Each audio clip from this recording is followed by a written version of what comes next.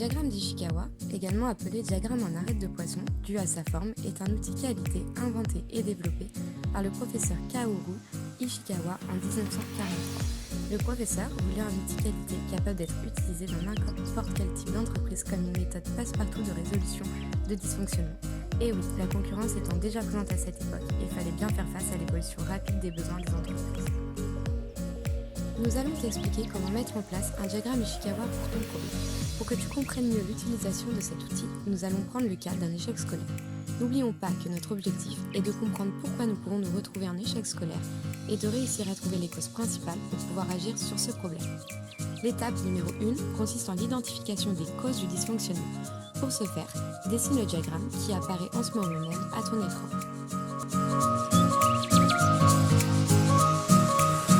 L'étape numéro 2 consiste à lister les causes du dysfonctionnement possible.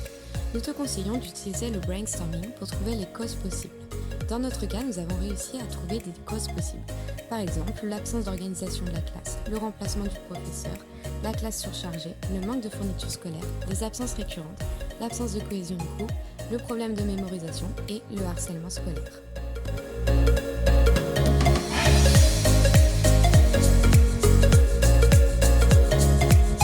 L'étape numéro 3 consiste à classer dans le diagramme d'Ishikawa les causes identifiées selon les 5 familles du diagramme. Dans méthode, nous pouvons identifier les absences récurrentes et l'absence d'organisation. Dans main-d'œuvre, l'absence de cohésion de groupe et le nombre important de professeurs en remplacement sont placés.